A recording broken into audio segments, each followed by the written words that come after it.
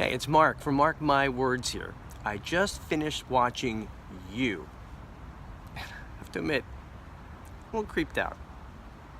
A little disturbed from what I've seen. I don't mean you, although you could be a little creepy. But I don't believe everything I read on the internet. I'm talking about Netflix show You. Originally aired on Lifetime, developed by Greg Berlanti, who has helmed and been involved with the Arrowverse on CW, Flash, Legends of Tomorrow, Arrow, Supergirl, etc. I had a chance to watch it. I'm going to let you know whether it's binge-worthy or garbage-worthy. Stay tuned.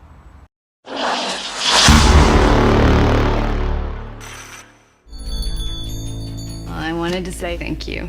Maybe we could get a drink sometime? Sure. I want you to want me. Is this Joseph? I think I might really like him. You to need me. I like who I am with you, Joe. Thank goodness for you. Being in Greenpoint of all places. The very right moment. It's one hell of a story. Getting you to beg me. Didn't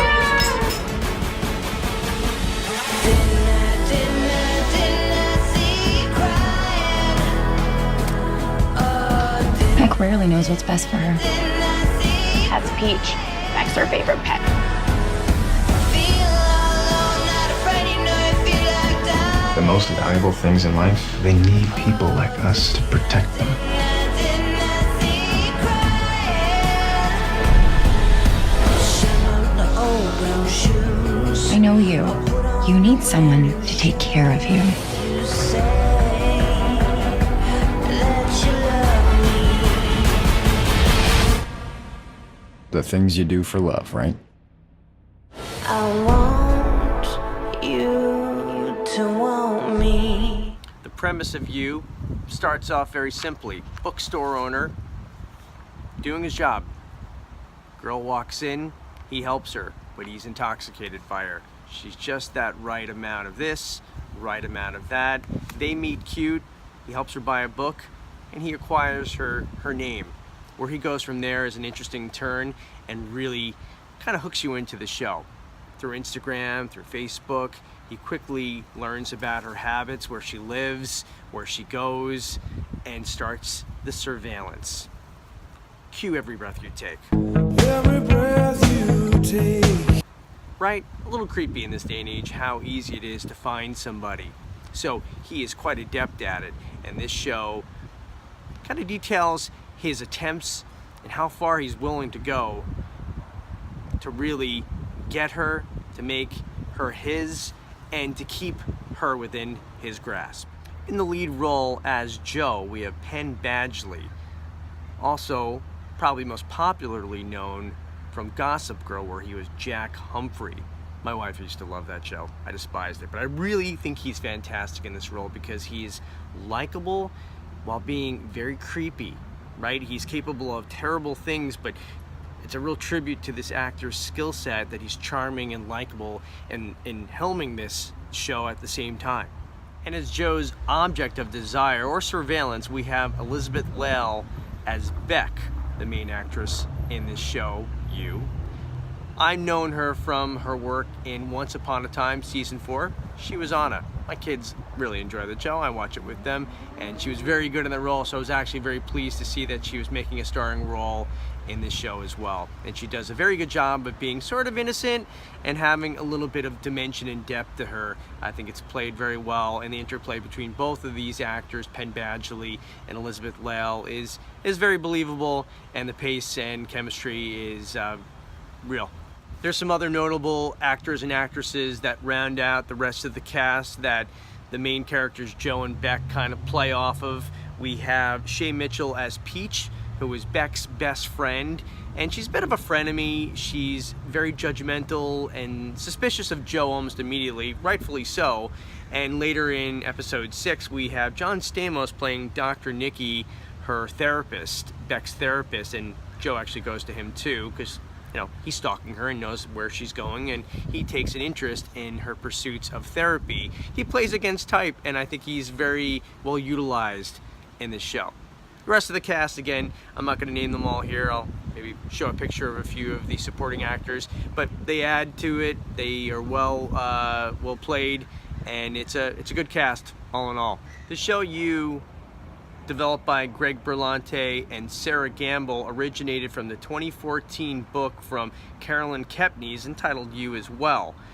Good news is she wrote a follow-up in 2016 called Hidden Bodies, and I'm not going to give anything away, but Netflix You has definitely paved the way for a sequel or a second season, and I read that it's going to utilize, the novel by Carolyn Kepnes, so I'm very excited. Thoughts on You? Not you. You're great. I'm sure you're fantastic. Talking about, again, Netflix show. Stay focused, Mark. I liked it. I really liked this show. It was a night where I really was just looking for something to watch on Netflix, and I absolutely inadvertently landed on You. You know how Netflix will just suddenly air the show, give you some coming attractions, and then jump into episode 1?